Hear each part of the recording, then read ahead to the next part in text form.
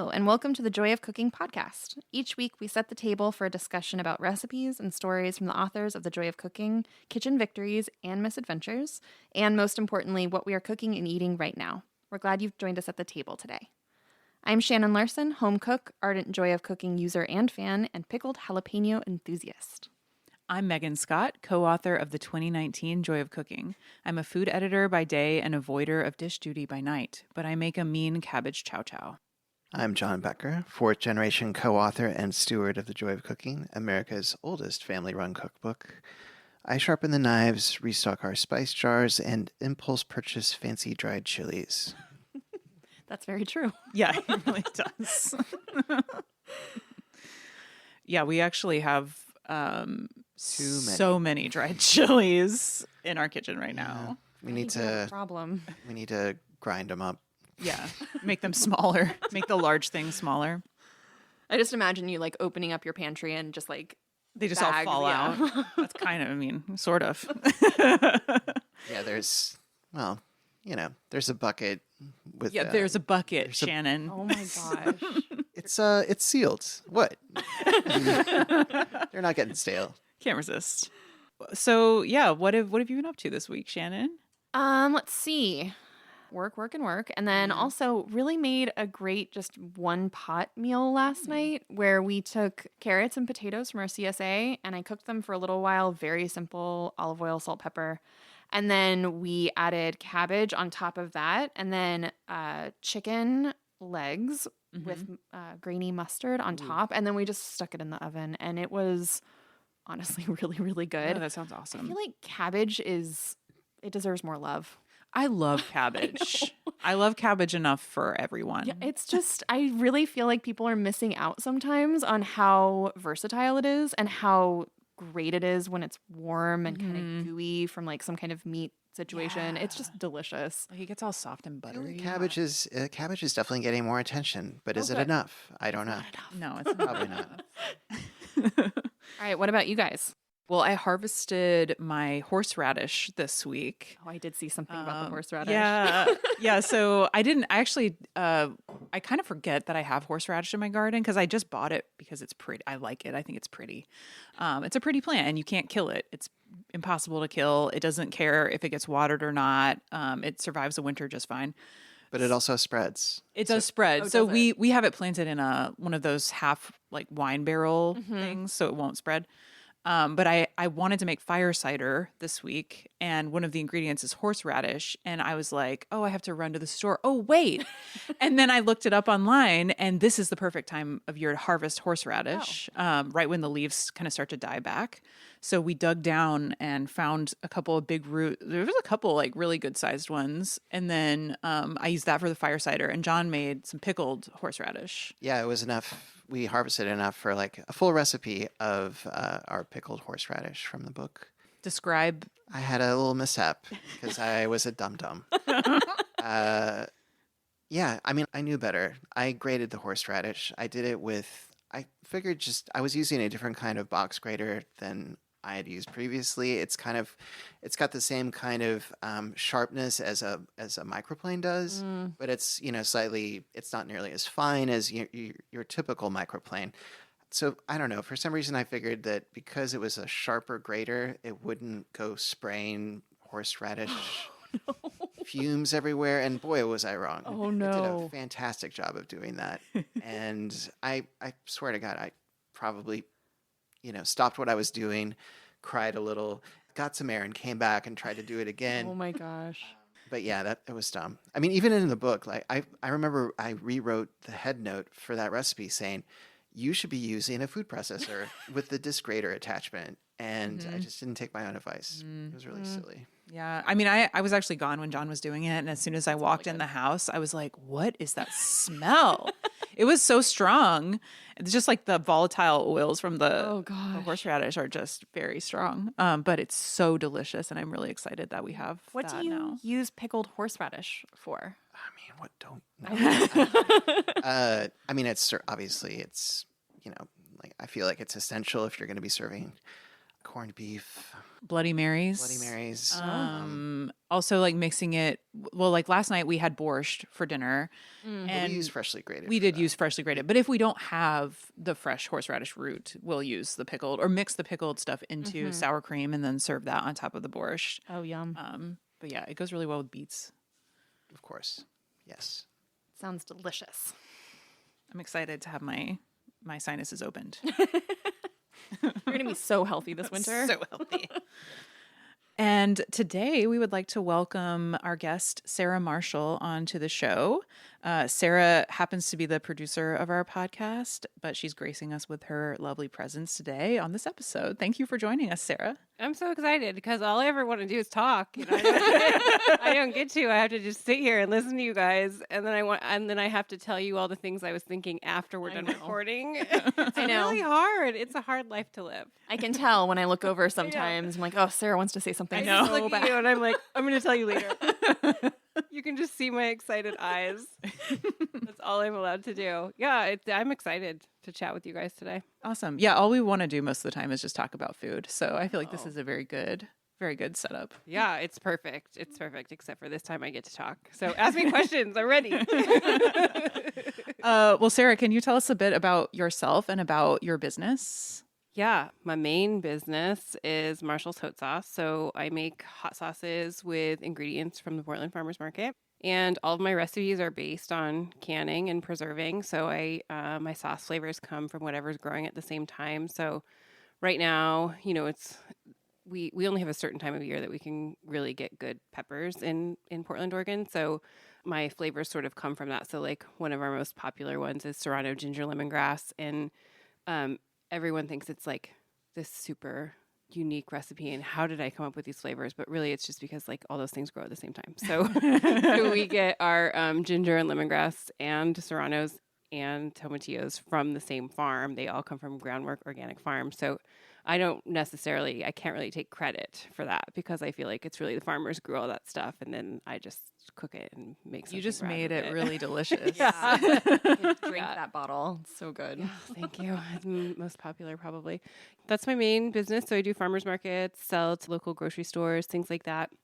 And then why we're here now is that I now have a second business, which is a podcast production company. I've had my podcast, The Meaningful Marketplace, for quite a few years. We started it in 2019. So I've taken over producing that. And then we produced my husband's podcast, which is VHS. That's a movie-themed podcast. And then now we're doing the Joy of Cooking podcast. So super fun. Yeah. And it's my first time as a producer for your show. And I just feel like super excited to do it and to like bring this all to life. That's so awesome. Thank you. Yeah. Also. Yeah. Yeah. I think it's really fun. I'm excited that this is happening and that people can hear about all of you because you're my favorite people. And so we get to meet every week, which is wonderful too. Yeah. So yeah. Cool. Can you tell us like what's your favorite hot sauce to make? Oh, that's hard because I have like 27 flavors.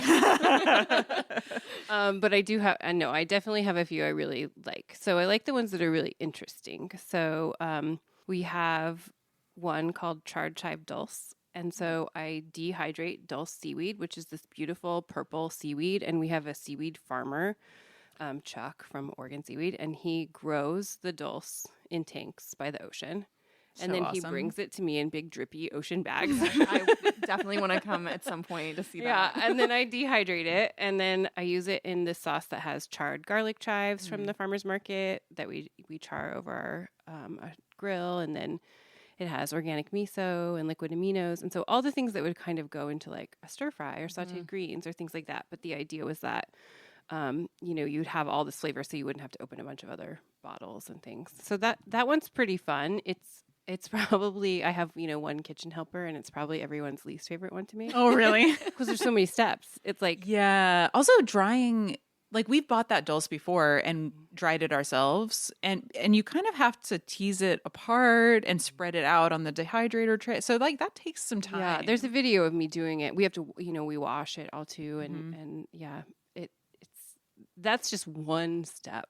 Many, many, many steps. We like pickle all these seeds and stuff. So we pickle like mustard seeds, black pepper, some dried chilies, all this stuff. And then we grind it up and then we run it through a sieve. That's everybody's least favorite kitchen job because Doing the sieve. well, it's fine if you're doing it at home Yeah. for like one little handful, but we're doing it into huge buckets and it's like you're doing it for like 2 or 3 hours. Oh my And God. so everyone gets kind of mad whenever I come up with a new recipe that involves that process. But also it's like it makes the best hot sauce. It makes the texture really velvety and smooth. And so I always say this is my last one that I'll have that step for, but then You're such a liar. I lie. Not on purpose. My intent is to stop. But so that's one of my favorite ones to make. And I also really like making the bird's eye basil one because we make a basil infused vinegar. We use leeks as the base, which, as you guys know, because you live here in Oregon, leeks are like available all the time, which is why I use them. The farmers always have them for us. And but they're hard to prep, so it's like one of those things that maybe people wouldn't commercially find, so that's why I like to do it, and so it just has this really velvety texture from the leeks. It's like beautiful. So those are my 2 fave to make. I love your sauces because I feel like they're a really good representation of just the huge variety of amazing vegetables and produce that we can get here. Because I feel like that's one of my favorite things about living here is the produce is so good. The farms are so great. Everything is delicious. But I feel like your sauces are so diverse in flavor profiles and ingredients. And I think it really represents kind of what the farmers here are growing. Really well. That's what I always say when people ask me to like describe my business, or I've taken a lot of business classes, so that you have to have like a one-liner or an elevator pitch or something like that. So mine is always that I'm telling the story of Oregon agriculture in every bottle of sauce, because that's what I do when I walk the farmer's market and I'm like, oh, what's going on? It also makes it so that I know everything that's happening at the farmer's market. So, every market I like walk around, see what farmers have, see what's growing, see what's cool and weird. I try to post something about it. I then try to make something with it. And then I just kind of keep it in the back of my mind for like, oh, someday I could do something with this, And so it's just like really me paying attention to what's happening at our farmers markets. Mm-hmm. And then I put it in the bottle for people. Very beautiful bottle. Yeah. Yeah. The packaging's great too. Thank you. Important. That's the other thing about that is like when you take business classes, they tell you to like, you have to monetize everything and figure out what's really worth the money. So that was the huge important piece to me, was like everyone kept being like, you can't use this expensive bottle and this expensive label. And I was like, yeah, but that's important to me. Like I wanted to look like a wine bottle. So I have, there's a label company that prints our labels, that prints all the fancy wine labels in town. And so they print our labels, and, I just had to stick with it. And so I feel like, 15 years in, I was right. Yeah. Well, it stands out. It does. And it makes such a beautiful gift. I've gotten your sauces for so many people. It is special because they're all delicious, but also the presentation of it just like looks very special. Yeah. I got my dad a set, and I think he thought they were so fancy that he was afraid to use them. I was like, no, just eat People it. say that all the time. They're like, I just like to look at it. And I'm like, yeah, but eat it.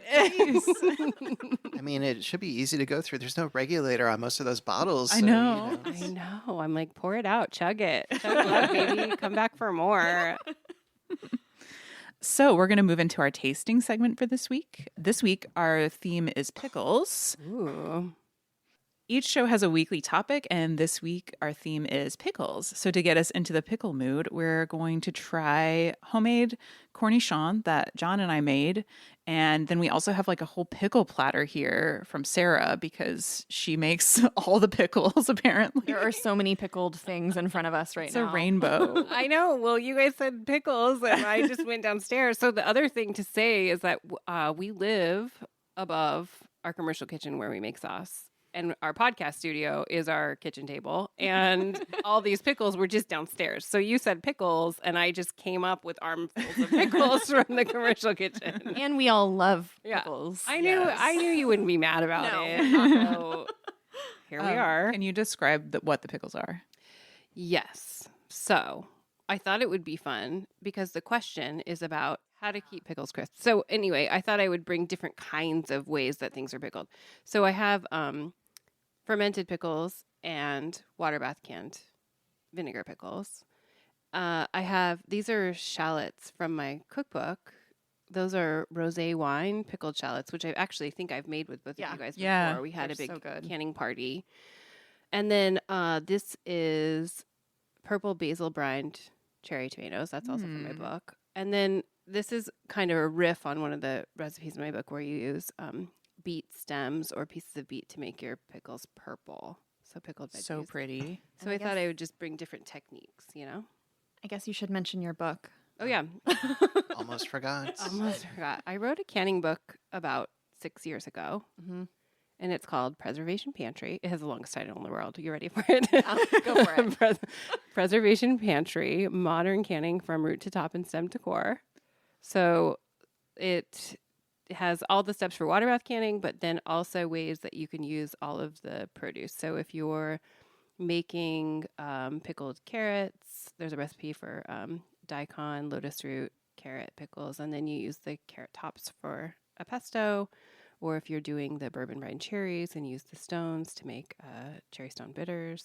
So you're using all of it. So smart. So you're getting your money's worth with all that great organic produce you're buying. I love it.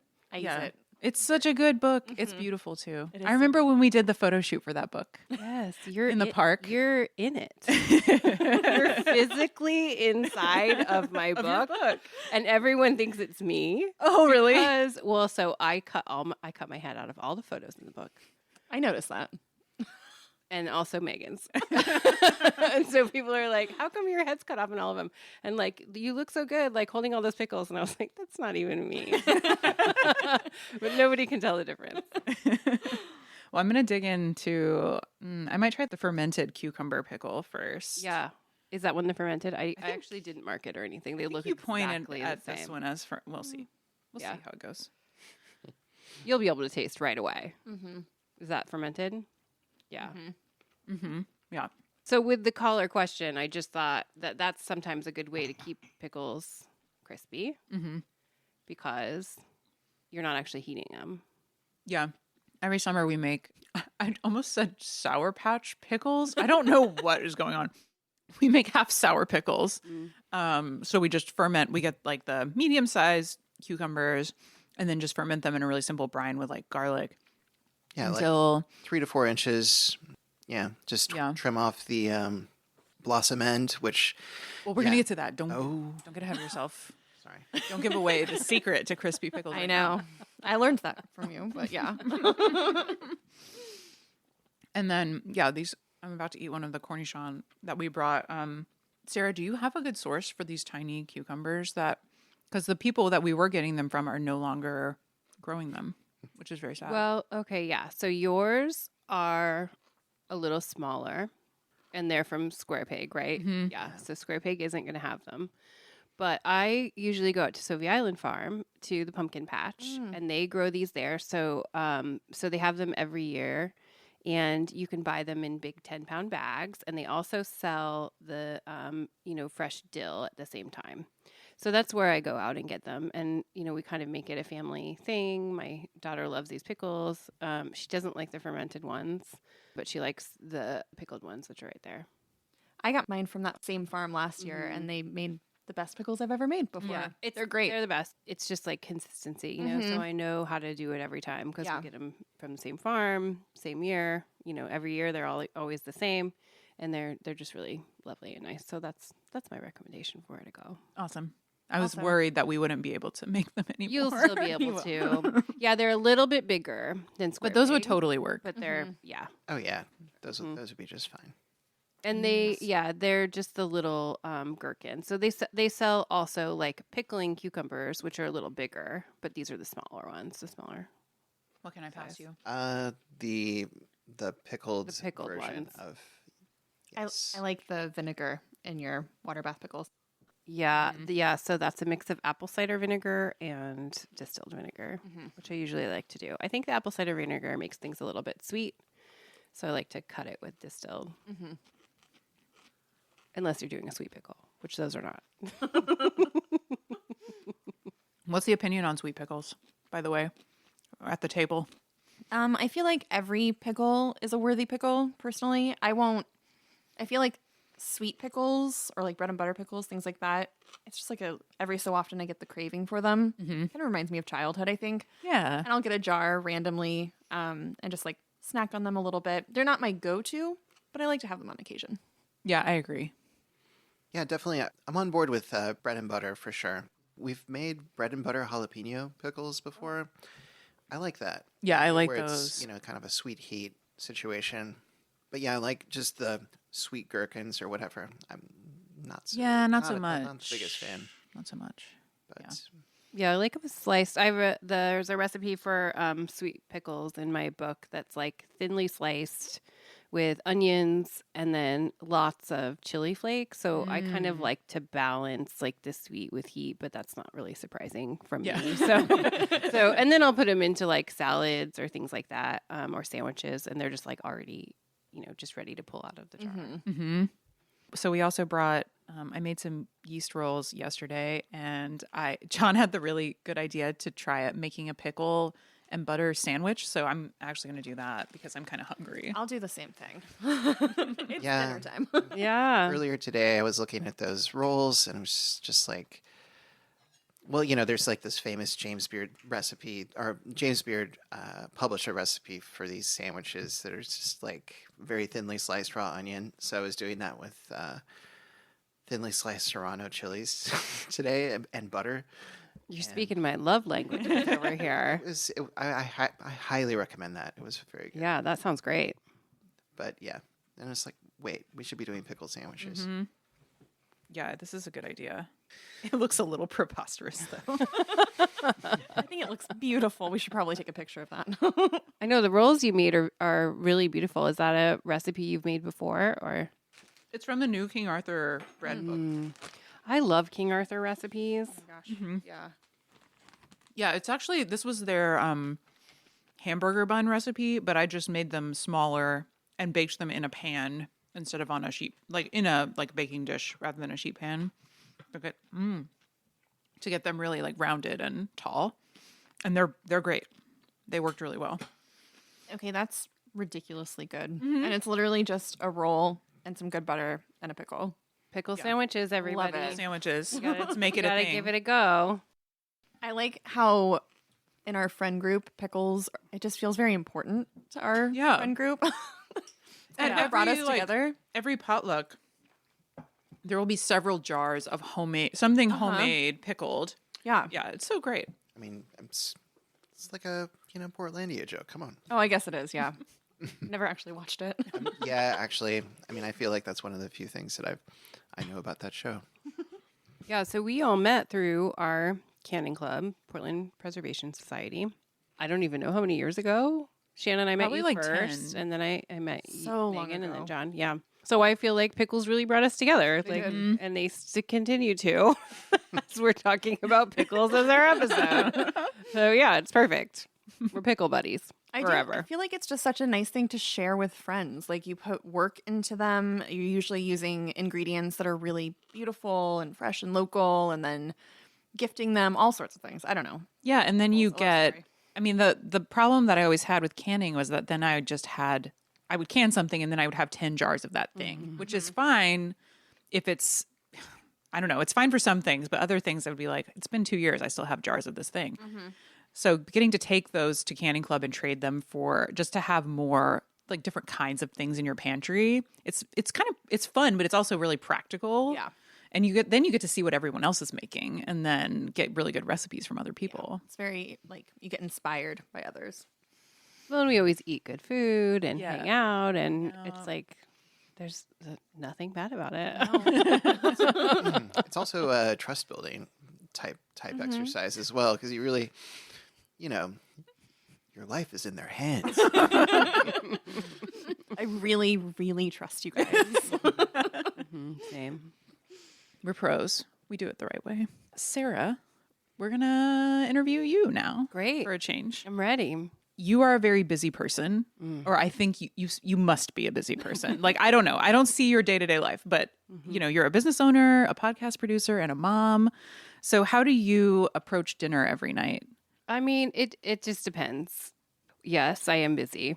so busy always, and we're always running from place to place. And, as even just for example, today, like I went from an event to like speeding down, I was out in wine country selling hot sauce and coming here to record this. And then a lot of times, to be honest, I forget to eat because I'm going from place to place. So I was explaining to you guys, I eat snacks out of my bag a lot in the car. But then we always, have dinner. But I'm not a planner. I don't menu plan. I don't have any idea of what I'm going to do. I just kind of see what we have and I make it, because it also is dependent on what the other people in my family want to eat. So, Adeline is a great eater. She loves vegetables. She loves to eat. She loves to try new things. But she's a big carb loader and I'm not really so much. So we have to kind of come to a middle ground sometimes. So she's really good at like thinking about what she wants and then being like, but you could make this and then you would have what you want and I would have what I want. And so we do a lot of that. That's so helpful that she has ideas. Yeah. Oh yeah, totally. 'Cause I feel like that's half of the issue is coming up with ideas for dinner. And then Dirk cooks dinner a lot. If I'm coming from something, especially if an event ends at like, 5 and then I get home at 6, he'll make dinner and he's like a very strict recipe follower and will do it exactly, and I am just like we're just opposites, but we always have fun and make good stuff. And we cook a lot with stuff from the farmer's market, which, if anybody's ever been involved in that kind of situation, it's a big bartering club. So just like in Canning Club where we trade things, that's how the farmer's market works too. So I trade a lot of hot sauce for, whoever I'm around. So whatever is in season from farmers to, I'm next to a sausage, next to scratch meats, I'm next to them. So I trade with them a lot. So I come home with all these really great things from around town. And then it's really easy to just turn that into a great meal. Yeah. I still remember using their scratch meats, their Sunday gravy sausage, where it's like designed to hold up to like really long simmering. It's very good. Yeah, they have great stuff. All of their stuff is so good. I and my family likes it, so it's easy. I always say, "Hey, it's sausage party night," and no one's mad about it. No. We always have some of their stuff in our freezer. Yeah, always. Are there any foods that like are just off limits in your family that nobody likes that just are off the menu totally? Oh, that's a good question. I mean, no, I would just say we're different levels of spice tolerant. So, where Dirk and I like things really spicy, Adeline likes things not that spicy. So we kind of make things just neutral, and then we will add either our hot sauces or pickled chilies, or we make this thing called Volcano Sparkle, which is like all my favorite chilies that I've smoked and dried and powdered. And so we'll put that on stuff just so that we're like all happy. So I think that's about it. I would say the only thing that we all do not like and will not eat is mayonnaise, which Oh, okay. Yeah. because you came over one time when we were going to have sandwiches and I was like, dude, no mayonnaise. There's none in the house. Oh, I made you guys BLTs. That's what it was. Yeah, BLTs. And I'm like, sorry, it doesn't exist here. Well, you were like, let me check the fridge because sometimes, was it your dad or Dirk's dad that will dad. leave a giant thing of mayonnaise in your He does. fridge? Because he stays here and watches online and he'll leave it in the fridge, but I will find it as soon as I come home and I just get rid of it. Oh my gosh. Yeah. Bless Yeah. me. We're very all anti-mayonnaise, all of us. I used to be as a kid, but then I grew into it. Yeah. I like it more I now. really think that's the only thing. Otherwise, we're open to pretty much anything. I feel like, if people just were introduced to mayonnaise with Dukes, it would be a different story. Maybe. I mean, I think it's a texture thing Maybe. for a lot of Okay. people, which I get. When I was a kid, the context I had mayonnaise growing up was like my mom would sometimes put it on, like in the morning, she would make an egg sandwich and put mayonnaise on it. And the hot mayonnaise grossed me out so much yeah. as a Hard kid. Mm-mm. I still don't like that. Like, I still don't want it on a hot thing, but like on a No. BLT or a tomato sandwich, I am pro mayonnaise. But Yeah. anyway. We live in a world where people love mayonnaise, but I just know that in my home, that is what we all Yeah. don't like. That's it.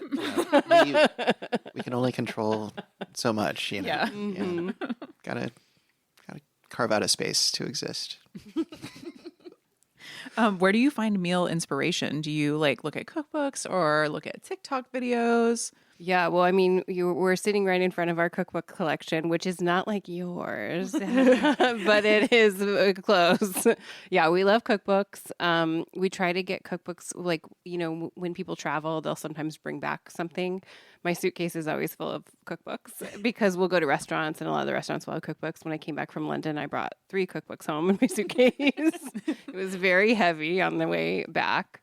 But yeah, so we and also, Adeline and I go to the library every week, and we'll pick out a cookbook and cook from it. So it's really nice because then, like, she usually gets a kid cookbook from her school library, and then I get a regular, not kid cookbook from the the Multnomah County Library, and then we'll cook stuff from it, and that just keeps things, I think, interesting and always like mixing it up, because I don't think cooking and experimenting.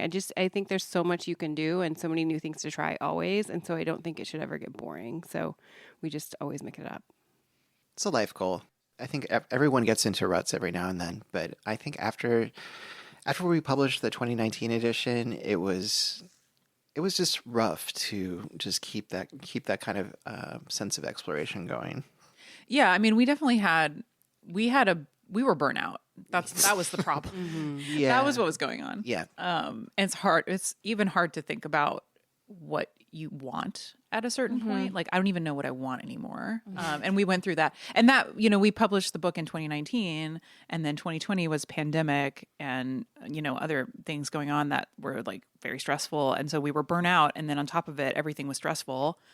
And I think we just went through this period of, not wanting to cook anything, and nothing sounded good. Yeah. Which is and a I bad think that place happens. to be in. I mean, I think that happens for me too with cooking. So, I'm cooking sauces all day long. Yeah. And then I smell like sauce. My glasses are splattered in sauce. I've cooked food for other people all day.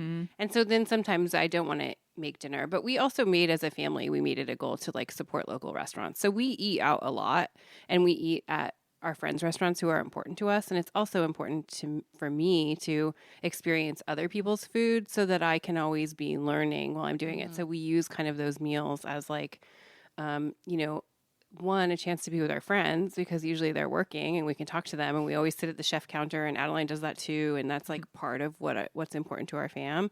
But also, we see what other people are doing with produce at the market. It might not be something that I would think of or do, but it's just like inspiring. And also us eating there helps them to keep their restaurants open. As you guys know, we've had a hard time keeping restaurants open in Portland. So, I love to cook, but I also love to eat out. So we try to do a good balance of both of those things. So it sounds like you go to a lot of the same places over and over, but do you find you're more of a regular, or are you always trying new places too? We do both. I mean, sometimes we'll make a commitment to be like, we really need to support downtown restaurants. And so then maybe we'll go to places we haven't been to, or if we have any buddies that have restaurants down there. But we have a family dinner night, and so we switch off who picks. So we usually do that once a week. And so like, if it's my week, I pick something I want to go to. If it's Adeline's week, she picks Sushi Train, which is her favorite. Well, yeah. Best. And so we do that as well. So then we're all happy. And even if you're like, oh gosh, I can't possibly eat Sushi Train again, then I'm like, oh, but I'm going to have like these 2 other really great dinners because I'm going to pick one and Dirk's going to pick one. So it's like it gets us through, and then we're all happy. Adeline, I also love Sushi Train, so it's okay. Me too. It's so fun. I mean, I have a fun time every time. We really like it, but if we let her pick all the time, we would always go there. Yeah. You know what I mean? So we have to be fair and mindful, so we're all happy. I feel like that's something my husband and I should adopt, because sometimes I think that's the thing, is when you're eating with other people, you have to make everybody happy. But if it's just like you get to decide and the other person just has to kind of shut up and go wherever, then I get to go somewhere I really want to go. And so maybe we should start doing And then that. everyone's like stoked for that person. Yeah. Like when it's my night and I pick, Adeline's like, oh, Mom, are you so happy? We're going to go to this place. And I'm like, oh, yeah. I usually sing a little song about it. Like, I'm just like stoked on the way there. Like, it's just like we can support each other in our excitement. Now I want to know your list of places, but Yeah, we should talk about that later. Yeah, I mean, I have so many. I love all of our restaurants here. I can name some off if you want me to. Please. We love to go to Arden, which we talked about earlier. That's wonderful. We love to go. I mean, we used to go to Lemoule a lot, and it closed. miss and we were that so place sad. I so know. So Yeah, we go to that was a comforting place to go. Heartbroken. Yeah. Well, Jacqueline has kind of taken the spot for us of Lemoule, and then in our neighborhood, we really like Street Disco. Oh, That's they're a wonderful great. spot. Yeah. Nostrana is always kind of like our So go-to. classic. Yeah. We usually go there for like my birthday. I mean, that's a place that I've like spent a lot of years going to. I really like this place called the Stonecliff Inn, which is outside of town. It's in Carver, but it's up in this big lodge on the hill. And if people are Twilight fans, which a lot of people are that go there, a lot of Twilight scenes were filmed there. And so you'll see like some fun vampire kids amongst this like, this out of town spot. But I like to go there a lot. I love that. That's fun. We should go. Yeah, that would be We really should fun. reunite our Twilight crew. Yeah, we did and watch go. Twilight for the first time together. Well, it's up on the hill and it overlooks the water, and they use like all pretty. they're famous for like their salmon chowder and things of that nature. So it's a really great place. So those are like my top ones I can just list off my head at all times. Oh, Han Oak, we spend a lot of time at. We used to go to Toki. They closed. So now Jeju is the other one we go to. So we're usually haunting those places. How did you start making hot sauce? That's a good question. And I guess I just think that you guys know this story, but maybe you don't. I was a social worker. I worked for a local nonprofit called Janus Youth, and I worked with families and kids for a very long time. And I started teaching parent education groups. So I taught families how to do things different than what they had done before. So I was always coming up with different stuff like, we're going to have a photography club, or we're going to have a cooking class, or we're going to do art therapy. And we would just do all these things, and something different would stick for each family, But then people got really into the things that I was making with food. So I taught families how to pick up food from the food bank and then can it. So it like kind of started with like applesauce. And then the home I was at for a while was teenage boys, and they really liked spicy food. So I started picking up things to make hot sauce and salsa. And then they kept wanting it spicier and spicier. And then I like made a barbecue sauce, and I just like kind of got into this like creative realm of that. And then I just really liked that piece a lot more. We had people put in on-site gardens.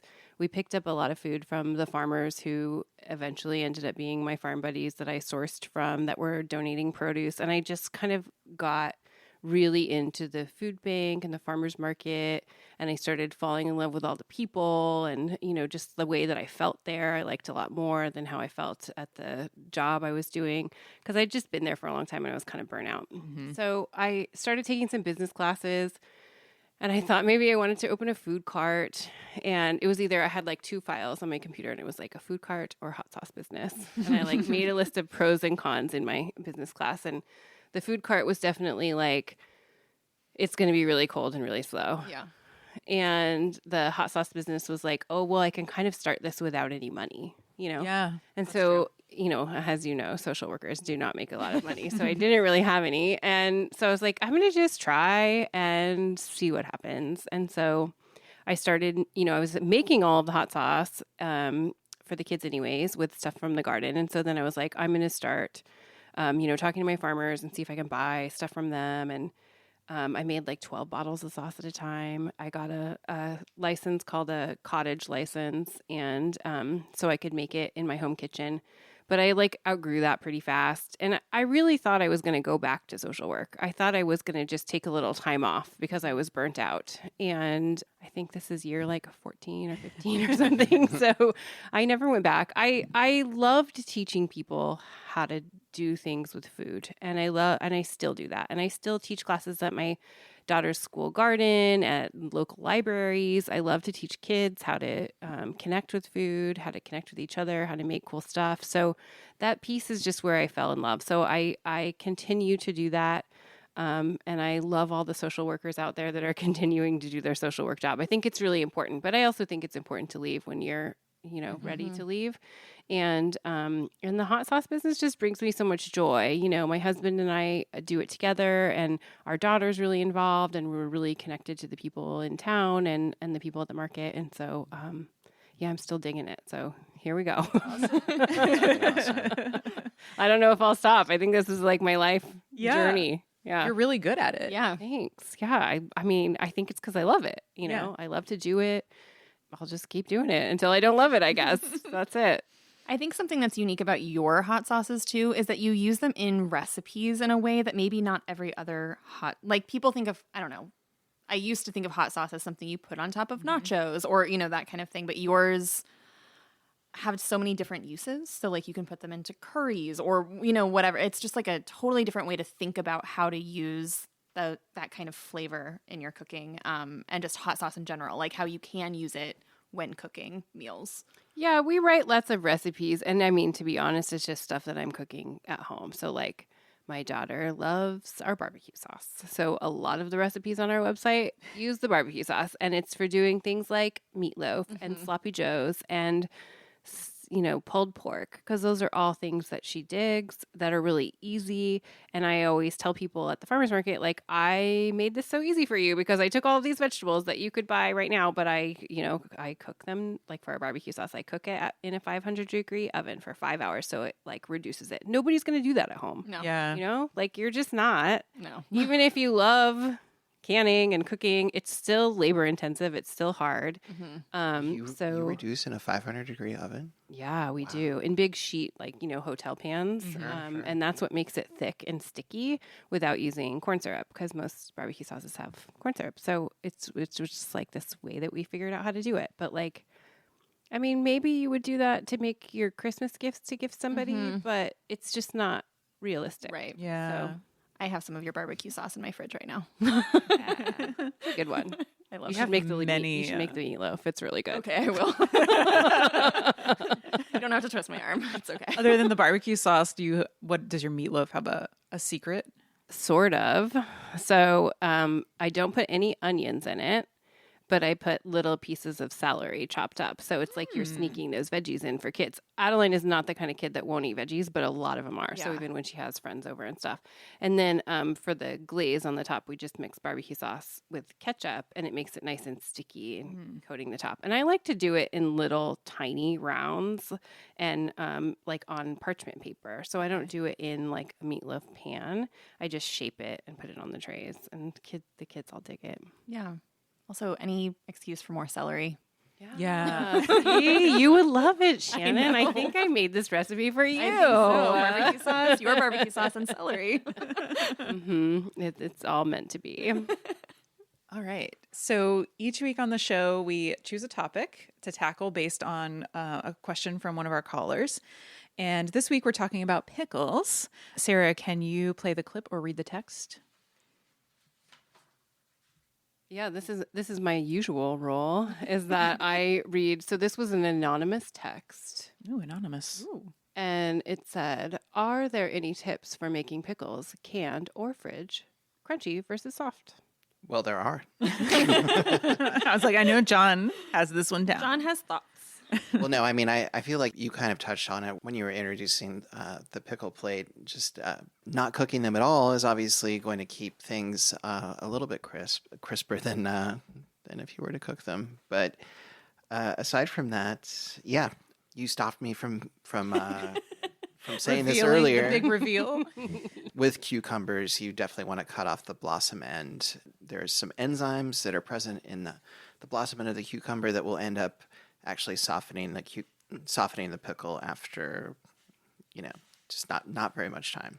How much do you cut off? I mean, it's talking about like a 1/4 inch, maybe. So not very much at all. No. It's just really at the very, very end. Yeah. Like the opposite the stem end. Right. Cool. And then you can't really just do this willy-nilly with like any old pickle recipe, but a lot of pickle recipes rely on just doing a nice simple salt brine, and then it's just putting like, for instance, cucumbers in the brine overnight, and that has it kind of draws out like some of the moisture from the pickle or from the cucumbers, and also helps season them throughout. And then our favorite method that we've been using for a few years now, which is low temperature canning, which sounds like it should be wrong, but it is USDA approved. But you basically, instead of, you get your pickles in the brine in the jars, instead of putting them in a boiling water bath, you heat your water bath to 180 degrees. And then you put your pickles, the jars in. And then once it comes back up to 180 degrees, you keep them there for 30 minutes. So instead of that boil for like 10 minutes, you're doing a lower temperature for a longer time. But it really makes a huge difference. Like we've stopped doing it the old school way ever since we first started doing it, the low temp way. I've been eating your pickles for a long time, and they're always crunchy. Like, yeah, whenever they come to so Canning good. Club, I'm like, okay, that's my number one choice. Well, yeah, and the Cornichon in particular, it uses both of those tricks, because they get brined overnight before they actually get pickled and canned, and then we'll use the low temp.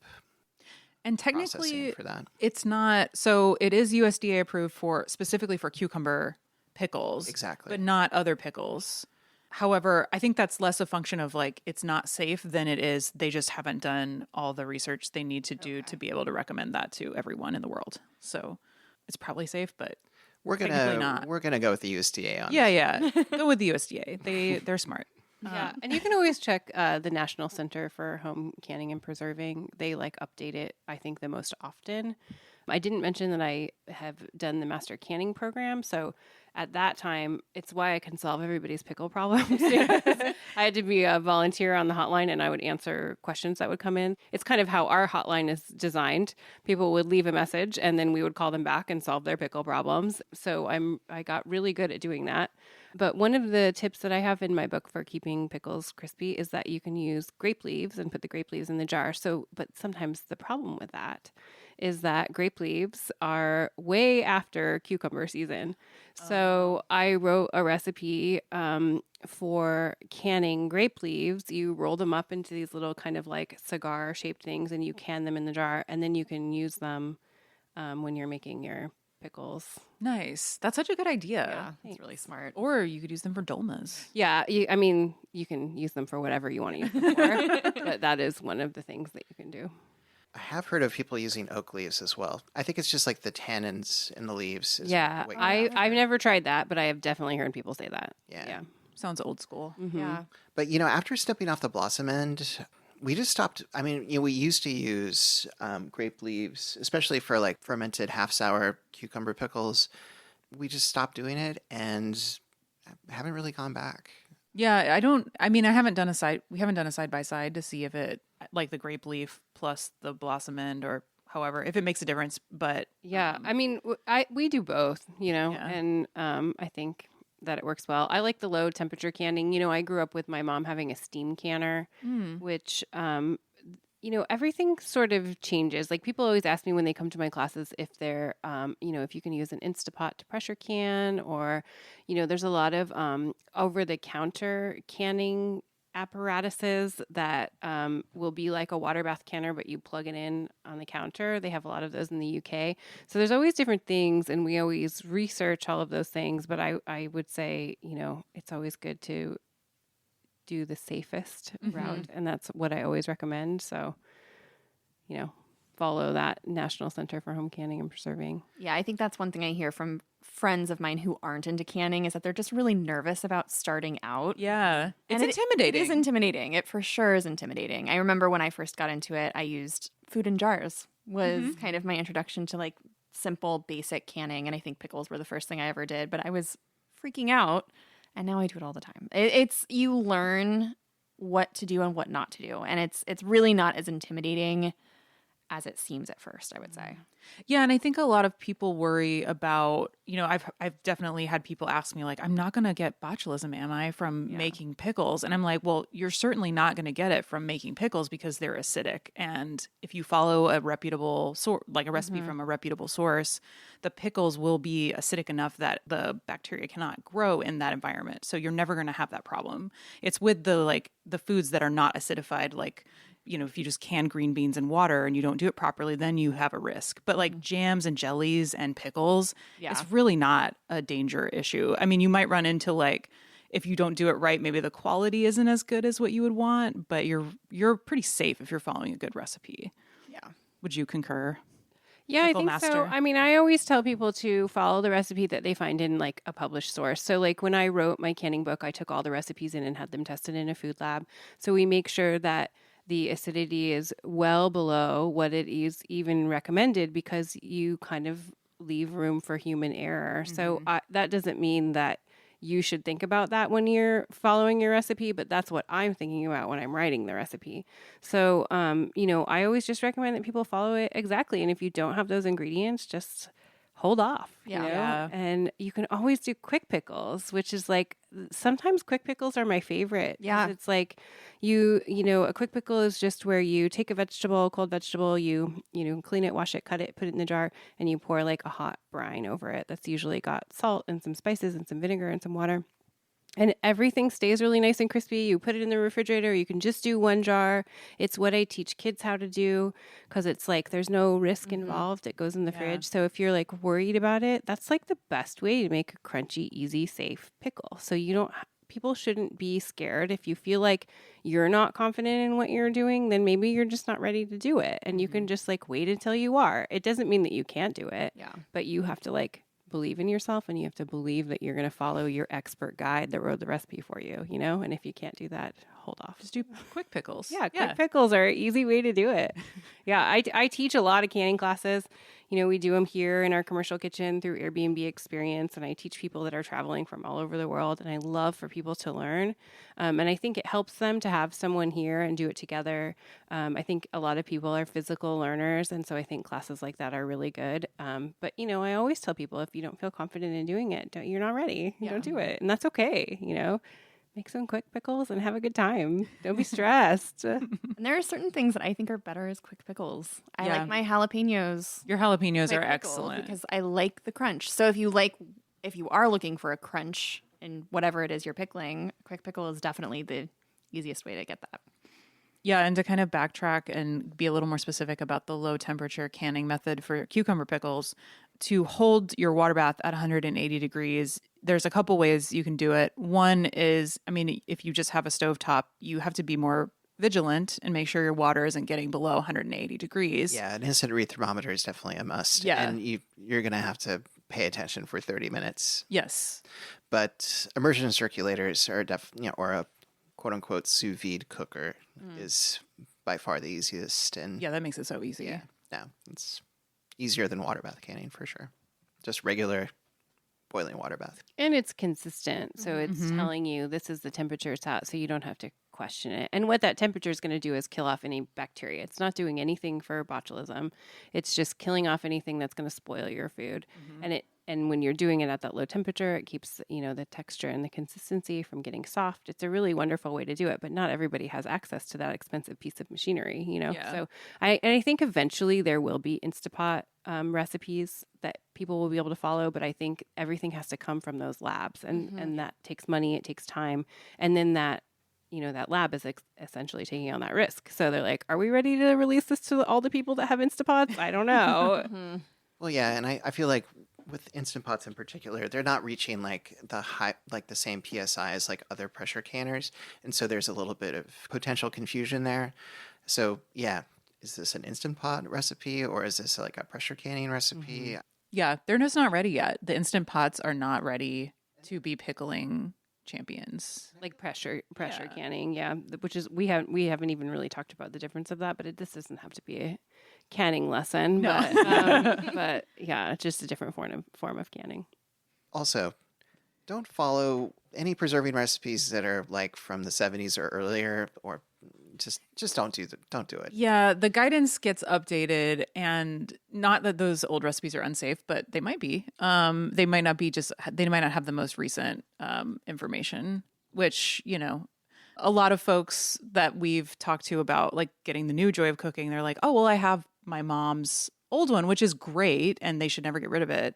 But also, especially with something like canning, you really do want to have the most up-to-date information for that. I mean, when Irma was writing, she was telling people like, put the pickles in a jar and seal them. Yeah. And that's it. That's all that she said. And that's just that doesn't cut the mustard, so to speak. Yeah, I mean, I think she could rely on her audience kind of having more baseline knowledge about canning and preserving, but also probably they weren't doing it the way we would do it today. No, I don't think they were. Yeah, They and got the rules are sealing always wax. updated. You know, you used to have to boil lids. This is like Oh, a yeah. perfect example. And then in 2014, they decided you don't have to boil the lids. You can just, because they're going to get boiled in the end. But that was something that changed across the board for everybody. Like everyone had always boiled the lids, and you always had to have that like third pot on the stove. And then all of a sudden you didn't have to. And I still have people that are like, "What are you talking about? Of course you have to boil the lids." And I'm like, "No, look here. Here's where they changed it," and I'll show them. Like, I promise. Sometimes I still get the urge to get my little magnetic lid thing out. I don't know. I still use that ingrained. though because I just like it. It's fun. It's like a magic wand. If you have a topic, ingredient, or joy story to share, call our hotline at 503-395-8858. Leave us a message or send us a text. We would love to hear from you. Next week's topic comes from our caller. Hi, my name is Kai. I have a message for the Joy of Cooking podcast. Do you have any salmon recipes that are really easy to make? Thank you. Well, yeah. So what are you guys excited to try this next week? Well, I have 2 pepper plants in my garden that will not quit. Whoa. Which is great. But they're about to quit with this rain coming. So I'm talking about canning, going to pickle them. Surprise. I don't know what kind of peppers they are because the previous owners of the house just like planted things in the garden for us, which was so nice. I know. It was just wonderful. But I have no idea what kind of peppers they are. So I'm just gonna they're not super spicy.